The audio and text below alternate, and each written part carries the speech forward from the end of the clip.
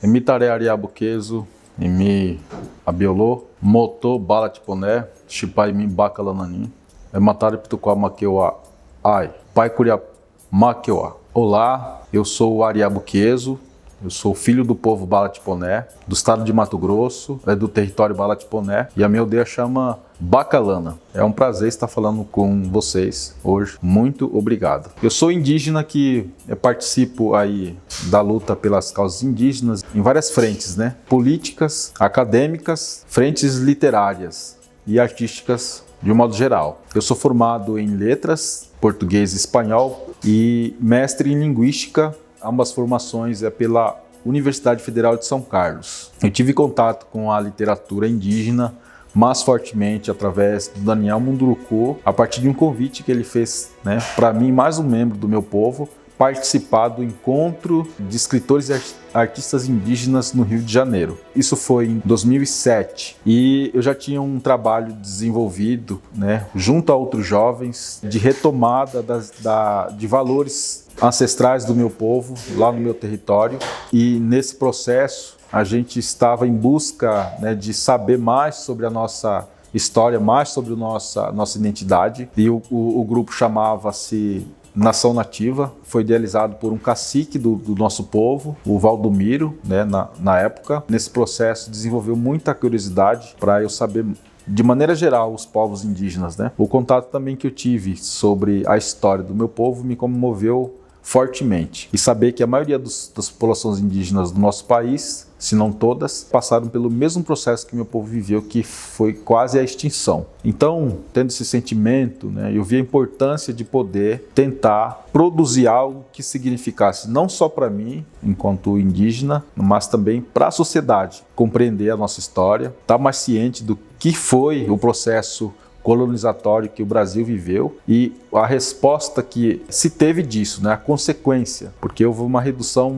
drástica das populações indígenas no Brasil. E aí a gente tem noção que eram em torno de 1.200 línguas faladas, né? A partir da pesquisa que você desenvolve, você vai entender. E uma população que ultrapassava a casa de 5 milhões, né? Para hoje, a gente, em 2010, a partir do IBGE, a gente não chegar à casa de 1 milhão de população indígena.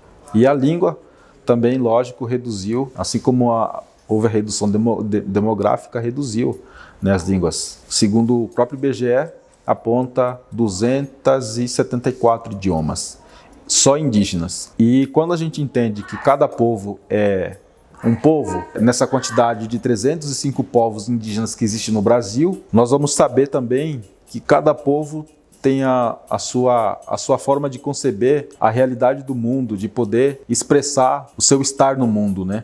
E muitos desses povos é a partir do que a sua ancestralidade aponta. Então se baseia no que a sua ancestralidade aponta. Então se a gente for pensar a literatura indígena, ela vai estar baseada nessa diversidade étnica que existe no nosso território brasileiro. Se a gente for pensar a arte, da mesma forma.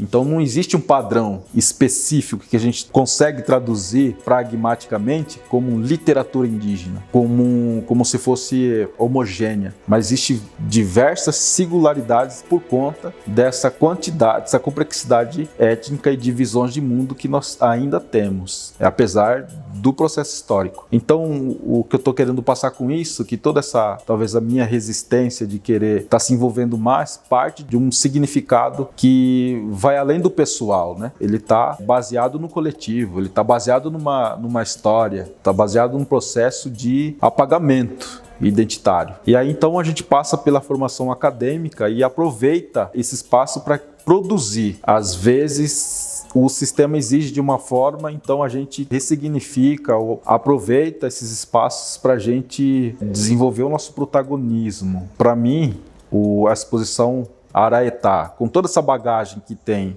dos grandes nomes da literatura, como o Daniel Munduruku, o Cacauerá, o Ademário, o Paiaiá, que são, né, uns dos curadores, a arte do Denilson Baniwa, que vai, de alguma forma, pontuar o protagonismo indígena, além de toda a produção que você vai encontrar na exposição, as quase 350 produções de diversos níveis, teor, de várias editoras. E aí esse meu trabalho, né, como militante, no sentido mesmo de poder mudar a visão estereotipada que a sociedade criou dos povos indígenas. E parece que a minha formação exige que eu tenha que também formar outras pessoas, né, a partir do meu lugar de fala, a partir da minha ancestralidade. O Brasil, ele carece de muita sensibilidade quando diz respeito à sua própria história, à sua raiz, porque ele não reconhece, ainda não consegue reconhecer como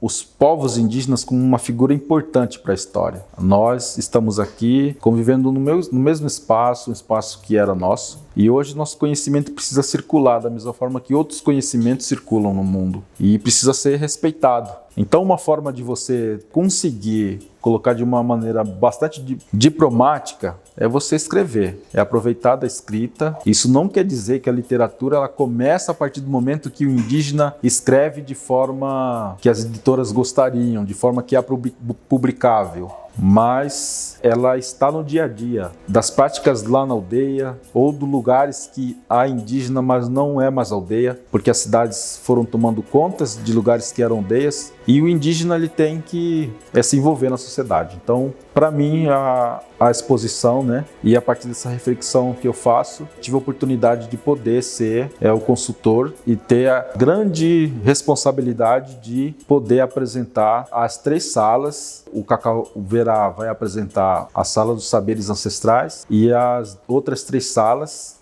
serão apresentadas por mim em texto, que eu acho que repercute essa bagagem que eu adquiri ao longo do tempo, olhando para os mais velhos, olhando para os mais experientes, né? E eu sou muito jovem, tenho muito a aprender, tenho consciência disso. É uma oportunidade para mim imensa de estar participando dessa protagonização, e eu acho que não existiu nenhum projeto que eu conheça que juntou todos esses escritores, todas essas obras de escritores indígenas em um único local. Então, Araetá está sendo essa grande repercussão de alta qualidade, porque está envolvido bastante profissionais indígenas e não indígenas se juntando para apresentar um projeto lindíssimo que é a exposição Araetá, Sesc Ipiranga. Pai Curipiá Maqueuá. Muito obrigado.